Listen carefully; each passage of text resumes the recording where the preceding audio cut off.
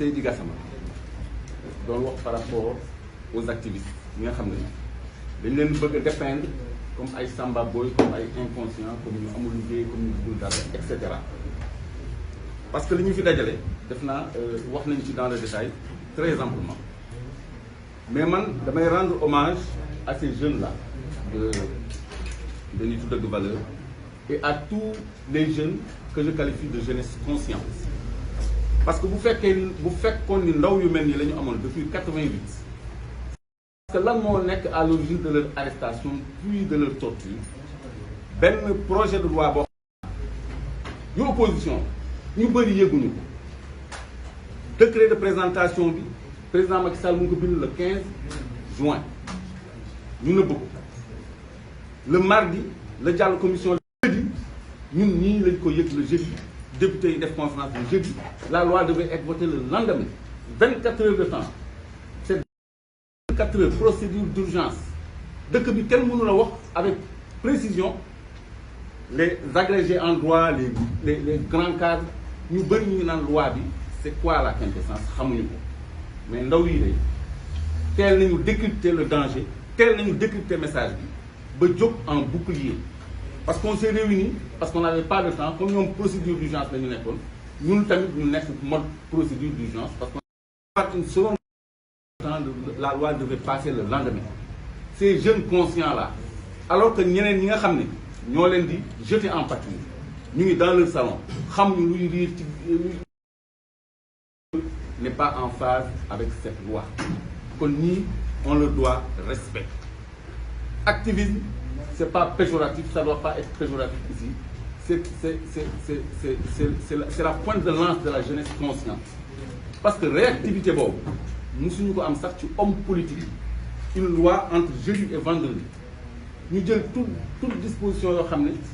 à chaud et dans le feu de l'action lañ ko jël ba li ñu ciy fekk yëpp fekk nañ ci ñun ñu nelawuñu cette nuit là ñoom daam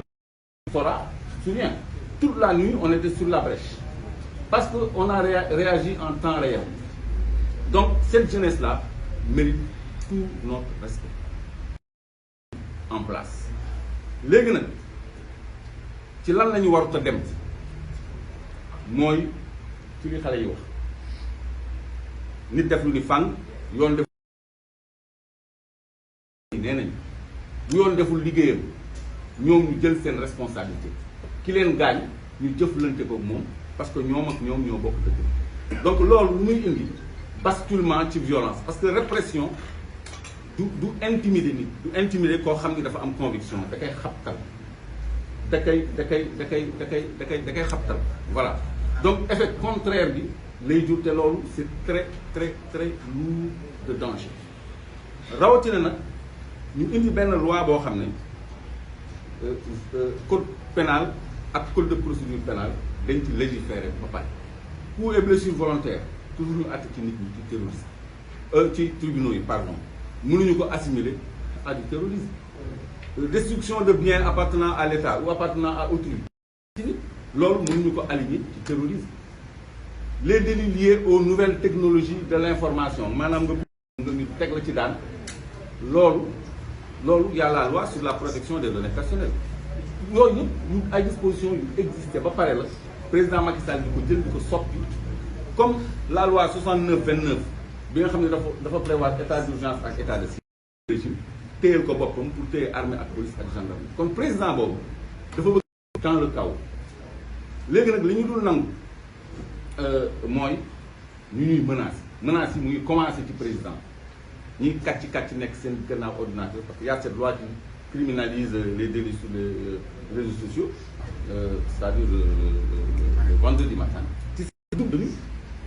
te ñu ngi leen bëgg a incorporer gendarmerie ak police. Ça a été à l'origine de grincement de dents au sommet du commandement.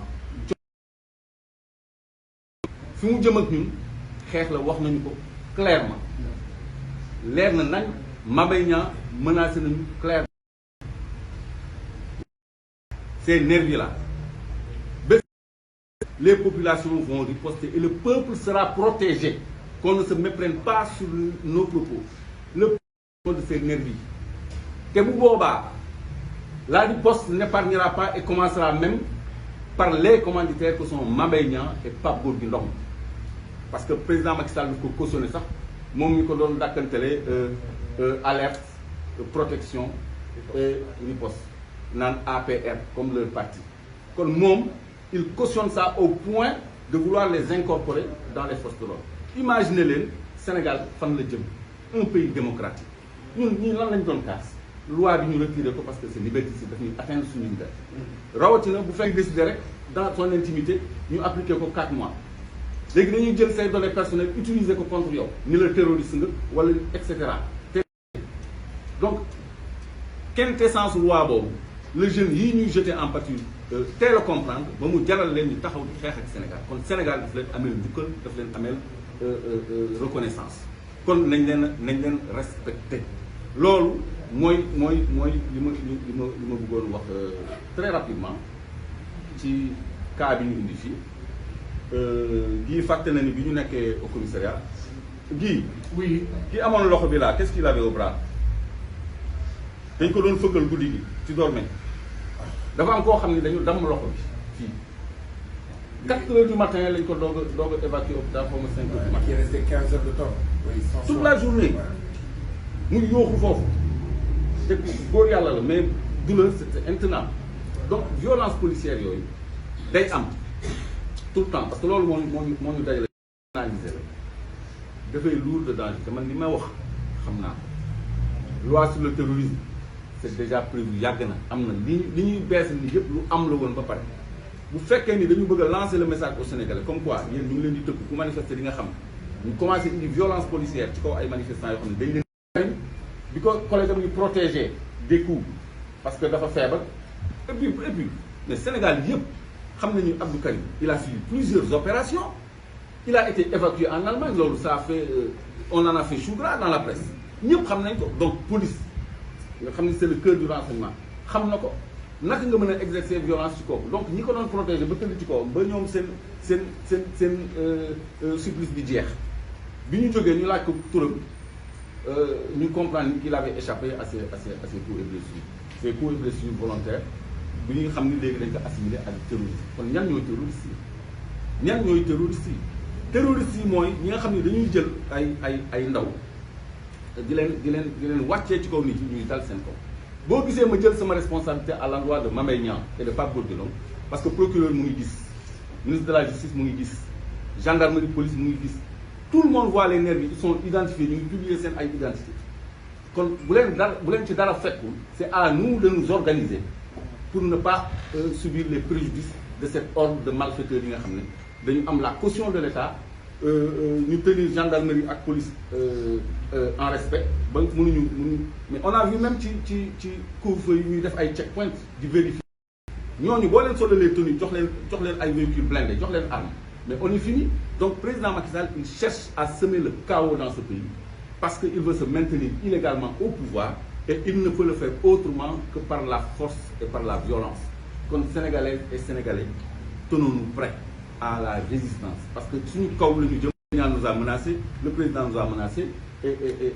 les violences ont commencé. Wassalam.